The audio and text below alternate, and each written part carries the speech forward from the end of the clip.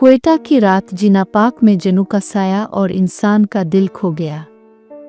क्वेटा की रातें आम रातों जैसी नहीं होती। यहाँ सर्दी सिर्फ जिस्म में नहीं उतरती, ये रूह तक सरायत कर जाती है। जिना पार्क दिन में बच्चों की हंसी से भरा रहता है, मगर सूरज ढलते ही ये पार्क किसी और दुनिया का दरवाजा बन जाता है। दरख्तों की शाखें रात के वक्त ऐसे चरचराती हैं जैसे कोई पुरानी जुबान में कुछ सरगोशी कर रहा हो। इसी शहर में, इसी पार्क के पास एक आम सा लड़का रहता था, हारिस। हारिस ना बहादुर था, न ही कोई खास आदमी। वो सिर्फ तन्हा था। इसके वालिदैन बहुत पहले गुजर चुके थे और तन्हाई इसकी वाहिद साथी बन चुकी थी। हारिस की आदत थी कि वो रात गए जिना पार्क में टहलने आ जाया करता था। वो कहता था, यहाँ आकर दिल को सुकून मिलता है। मगर इसे क्या खबर थी कि कुछ सुकून कीमत मांगता है, और वो कीमत दिल होती है। पहली रात, वो रात गैर मामूली हद तक खामोश थी। ना कुत्ते भौंक रहे थे, ना परिंदे, और ना ही दूर कहीं कोई गाली की आवाज। हारिस पार्क के अंदर इस पुराने फवारे के पास बैठा था जो बरसों से खुश्क पड़ा था। अचानक हवा रुक गई, बिल्कुल ऐसे जैसे किसी ने दुनिया का सांस रोक लिया हो। इसी लम्हे इसने महसूस किया कि कोई है जो इसे देख रहा है। वो फौरन मुड़ा। कुछ नहीं था, मगर फिर भी इसके दिल की धड़कन तेज हो चुकी थी। इसी लम्हे इसके कानों में एक आवाज पड़ी, हारिस। वो चौंक गया। ये आवाज ना मर्द की थी, ना औरत की। ये आवाज ऐसी थी जैसे किसी ने इसके दिल के अंदर से पुकारा हो। कौन है? हारिस की आवाज कांप गई। जवाब में दरख्तों के साए आहिस्ता आहिस्ता एक दूसरे की तरफ सरकने लगे, और फिर एक साया बाकी सब सायों से अलग हो गया। ये साया दरख्त से जड़ा नहीं था, ये साया जिंदा था। जनू का साया, वो साया जमीन पर नहीं चल रहा था, वो रेंग रहा था। उसके किनारे धुंध में लिपटे हुए थे, और उसके दरमियान एक इंसानी शक्ल उभर रही थी। हारिस के कदम अपनी जगह जिम गए। वो भागना चाहता था, मगर उसकी टांगे इसकी बात नहीं मान रही थीं। साया उसके करीब आया, और फिर इसने बात की। हम बहुत अरसे से तुम्हें देख रहे हैं। तुम यहाँ अकेले आते हो हर रात। हारिस की जुबान तालू से चिपक गई।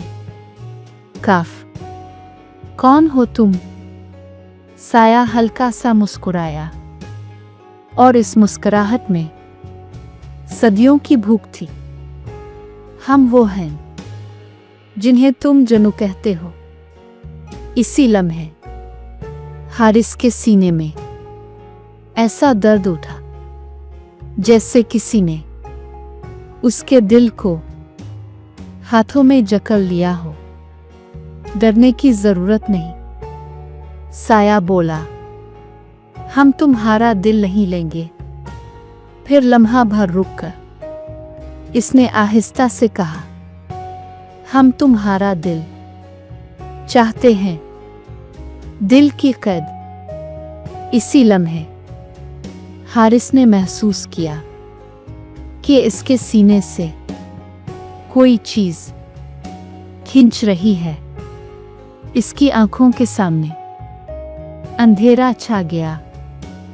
इसे लगा जैसे कोई उसके दिल को इसके वजूद से अलग कर रहा हो।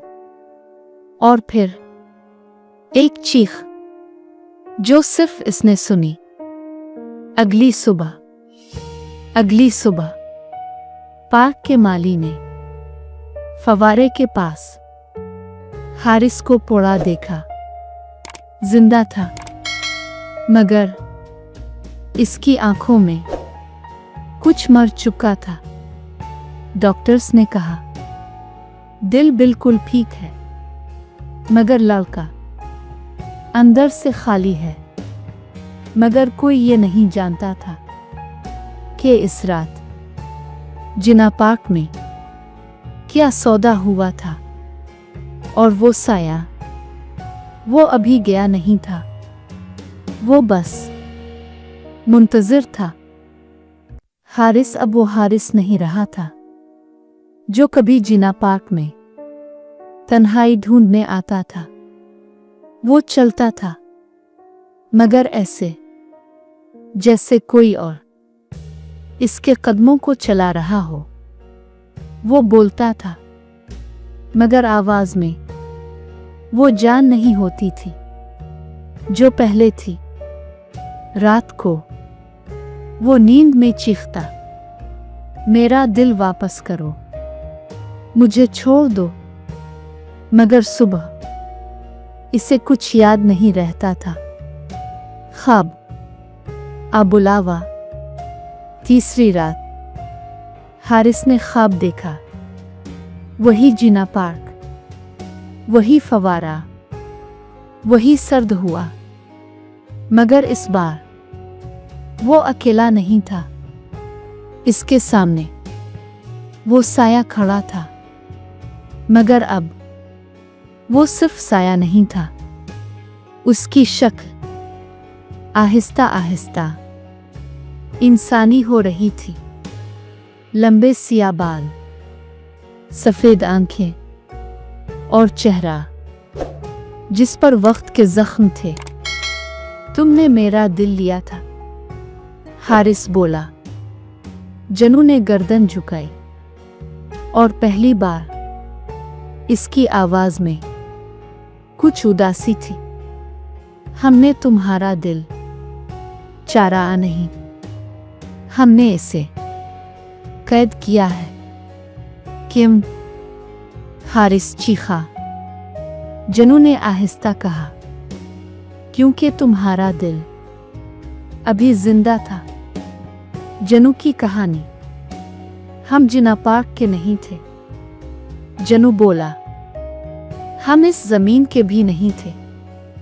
वो सदियों पहले उन पहाड़ों में आबाद था, जब क्वेटा सिर्फ मिट्टी और हुआ था।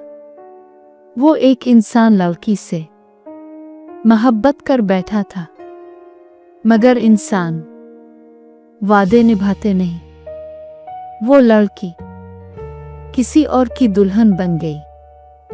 इस रात जनू ने इंसानी मोहब्बत पर लानत भेजी और तब से वो हर इस इंसान का दिल लेता जो अकेला हो मगर मोहब्बत के काबिल हो। हम दिल नहीं मारते, जनू बोला। हम दिल कैद करते हैं ताकि वो कभी किसी और का ना हो। वापसी का रास्ता। मेरा दिल वापस करो, हारिस चीखा। जनू मुस्कुराया। दिल वापस चाहिए तो कीमत दो। क्या कीमत? हर रात तुम यहां आओगे और जब तुम्हारा दिल हमारी दुनिया में पूरी तरह जाग जाएगा। तुम हमारे हो जाओगे। ख्वाब टूट गया। हारिस हाँफता हुआ जागा। इसके सीने में दिल जोर जोर से धड़क रहा था, मगर हर धड़कन के साथ इसे महसूस हो रहा था कि वो धड़कन इसकी नहीं है। बदलाव। अब हारिस हर रात जिना पार्क जाने लगा। इसे कोई बुला नहीं रहा था, वो खुद जा रहा था। पार्क के दरख्त अब उसके लिए अजनबी नहीं थे। साए इसे रास्ता दिखाते थे और फवारे के पास हर रात वो जनू इसका मुंतजिर होता। लोगों ने कहना शुरू किया, ये लड़का बदल गया है, इसकी आंखों में अंधेरा उतर आया है। मगर असल तब्दीली अभी बाकी थी। आखिरी रात चांद मुकम्मल था और सर्दी हड्डियों में उतर रही थी। जनू ने कहा, आज फैसला होगा। जमीन कांपने लगी। फवारे के नीचे दरारें पड़ने लगे और फिर जमीन खिल गई। नीचे एक और दुनिया थी। आग और धुंध के दरमियान दिलों की कैद। हजारों दिल रोशनी की तरह हवा में मुअल्लक थे। कुछ धड़क रहे थे, कुछ चीख रहे थे, कुछ खामोश थे। ये सब हारिस कांप उठा। ये सब इंसानों के दिल हैं। हाँ, जनू बोला, जो मोहब्बत के काबिल थे। हारिस का फैसला, अगर मैं तुम्हारा बन जाऊं। हारिस ने पूछा, तो क्या मेरा दिल आजाद होगा? जनू ने लम्हा भर सोचा। दिल आजाद नहीं होता, मालिक बदलता है। इसी लम्हे हारिस को एहसास हुआ, वो दिल वापस नहीं चाहता था। वो सिर्फ तन्हाई से बचना चाहता था। और यही जनू की असल ताकत थी। आखिरी मंजर, अगली सुबह जिना पार्क फिर आबाद था। बच्चे खेल रहे थे, लोग हंस रहे थे, मगर फवारे के पास दो साए थे, एक पुराना, एक नया। हारिस अब किसी को नजर नहीं आता था, मगर जब कोई अकेला शख्स रात को पार्क से गुजरता तो हवा में एक सरगोशी गूंजती, हम दिल नहीं मारते, हम दिल कैद करते हैं।